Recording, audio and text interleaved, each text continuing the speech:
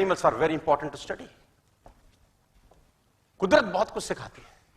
Lion is the king of the animal kingdom. Lion is the king of animal kingdom. A lion is not the tallest animal in the jungle. A lion is not the tallest animal in the jungle. A lion is not the heaviest animal in the jungle.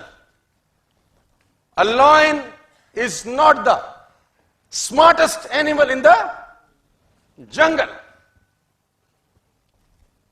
ना सबसे ऊंचा होता है, ना सबसे भारी होता है, ना सबसे ताकतवर होता है, और ना ही सबसे इंटेलिजेंट होता है।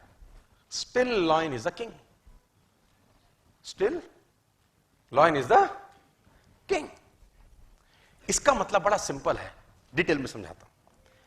आपको जिंदगी में कामयाब होने के लिए ना तो स्मार्ट होना जरूरी है, ना इंटेलिजेंट होना जरूरी है, ना पढ़ा लिखा होना जरूरी है, ना बहुत क्लेवर होना जरूरी है, ना बहुत बुद्धिमान होना जरूरी है, क्योंकि लॉयन के पास ये एक्टिविटीज नहीं है। Still he is the king.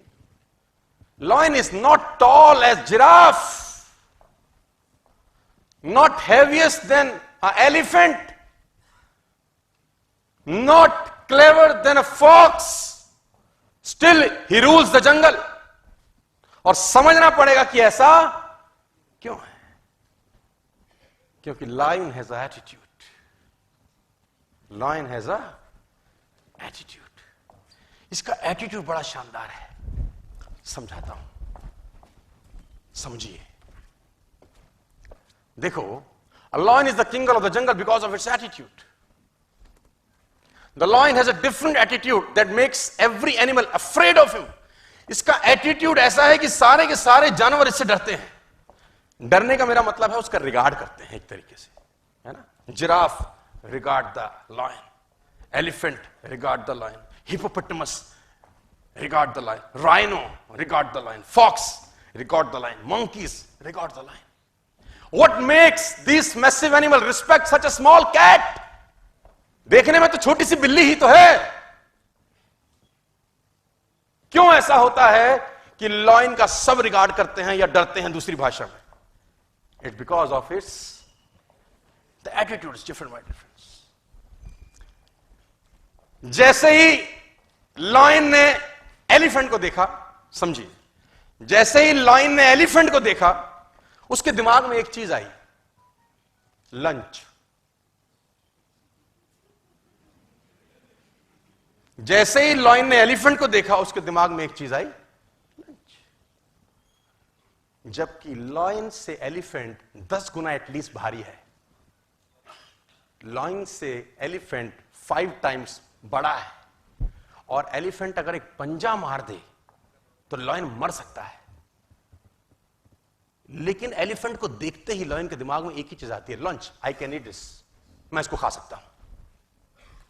और दूसरी दिशा में एलिफेंट ने जैसे लॉयन को देखा, उसके दिमाग में आया, ईटर, साला खाएगा, उससे भारी है, उससे ताकतवर है, उससे बड़ा है, बस उसको लगता है कि ये खा जाएगा। और लॉयन जब एलिफेंट को देख के सोचता है लंच, तो वो उसी तरीके से एक्ट करता है,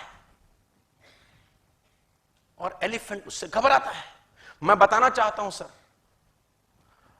army of sheep led by lion will beat the army of lion led by sheep, है ना। भेड़ों की फौज को अगर शेर लीड करे तो वो उस फौज को हरा सकती है जिसको भेड़ लीड कर रही है, लेकिन फौज शेरों की है। It's all about attitude my difference. हाथी ताकतवर है, भारी है, एक पंजा मारे लायन को मार सकता है, लेकिन उसकी खोपड़ी में लायन को देख के आता एक ही है, ईटर, आया मारेगा खाएगा, और लायन की खोपड़ी में आता है मेरा लंच है। It's all about believe system. उसको बिलीव है अपने ऊपर कि मैं उसको मार दूंगा, जबकि ताकत में कम है, अकल में कम है, भारीपन में कम है, हर चीज में तो, लेकिन फिर भी भारी पड़ता है। राजा वही है because of believe system attitude पैदा करता है सर। आप कितने ही टैलेंटेड क्यों ना हो, नेटवर्क मार्केटिंग के अंदर कितने ही बढ़िया परिवार से क्यों ना आए हो, कितना ही लिस्ट क्यों ना हो आपका, आपके पास सारी सुख सुविधाएं हो, आपका अपलाइन शानदार हो, आपके पास दुनिया का बेहतरीन प्रोडक्ट हो, आप फेल हो जाएंगे अगर आपका बिलीव सिस्टम वीक है। तो आपका बिलीव सिस्टम वीक है तो आप फेल हो जाते हैं। और आपके पास कुछ सुख सुविधा नहीं है, no seminar, no trainings, no products, not a good company, आप साला दूर जंगल में काम कर रहे हैं, लेकिन आपका बिलीव सिस्टम अच्छा है, उससे एटीट्यूड अच्छा होता है, आप काम कर जाते हैं। It's simple philosophy. नेचर बहुत कुछ सिखाती है। मैं बार बार एग्जांपल देता हूं। Before 1964 it was a myth कि कोई भी आदमी 1 मील की यात्रा 4 मिनट से पहले में नहीं कर सकता। 1964 से पहले ये बात जन जागरण में जाहिर थी कि एक आदमी प्रैक्टिकली शारीरिक इतना ताकतवर नहीं है कि वो 1 मील को 4 मिनट से कम में कन्वर्ट। 1954 से पहले हजारों लोग भागे, नहीं कर सका कोई 4 मिनट 10 सेकंड लेता था, कोई 4 मिनट 15 सेकंड लेता था, कोई 4 मिनट 30 सेकंड लेता था। 1954 में साला रॉजर बेनेस्टर निकल के आया और 3 मिनट 59 सेकंड में और 6 मिली सेकंड में उसने 1 मील की यात्रा कंप्लीट करी। उसको बिलीव था कि मैं कर दूंगा, बाकी लोगों को लगता था नहीं हो सकता। मजे की बात तो यह है कि 1964 में जब रॉजर बेनेस्टर ने किया, उससे पहले किसी ने नहीं किया। लेकिन आज जब मैं आपसे बात कर रहा हूं 29 जून 2019 को, मेरे जानकारी के मुताबिक 5 लाख से ज्यादा लोग ऐसे होंगे जो 1 मील की यात्रा 4 मिनट से पहले कंप्लीट कर चुके होंगे। Even school going kids, school में जाने वाले बच्चे कर गए। क्योंकि 1964 से पहले जब लोग ट्रैक पे दौड़ते थे तो उनके दिमाग में रहता था आज तक नहीं हुआ, आज भी नहीं होगा। हेलो, 1964 के बाद लोग जो ट्रैक पे दौड़े तो लोगों को लगा था साला रॉजर बेनेस्टर कर सकता है तो मैं भी कर सकता हूं। Believe system. और उस बिलीव सिस्टम के हिसाब से वो एक्ट करते हैं और बिलीव सिस्टम से एटीट्यूड पैदा हुआ और खेल चेंज हो गया। मैं बार बार उदाहरण देता हूं सर, 2011 से पहले किसी ने वनडे में डबल सेंचुरी नहीं लगाया था। Before 2011 nobody scored 200 in one day international. Sachin Tendulkar came और साउथ अफ्रीका के अगेंस्ट उसने 200 किया। हेलो, याद है? उससे पहले साला कोई 200 करता था? कोई नहीं करता था। साला टीम 200 कर जाए तो बल्ले बल्ले भाई। अगर वनडे में कोई टीम 200 कर जाती थी उस जमाने में तो लगता था आहा क्या खेले हैं ये लोग पे। और कोई 250 कर जाए जीते जीते, और 300 कर जाए अरे पहाड़ बना दिया पहाड़। किसी से भी गेंदबाजी करा लो अब तो, क्योंकि वनडे में 100 लगता था, यही बहुत था यार। और 2011 में सचिन तेंदुलकर ने जब डबल सेंचुरी बनाया तो मैं आपकी जानकारी के लिए बता दूं 2962 वनडे हो चुके थे उससे पहले, 2962 वनडे इंटरनेशनल। क्योंकि बिलीफ ही नहीं था ना कि कोई वनडे में 200 मार सकता है। और ये 5 फुट 5 इंच का आदमी 200 मार गया। क्या जानते हैं चेंज हुआ 2011 के बाद?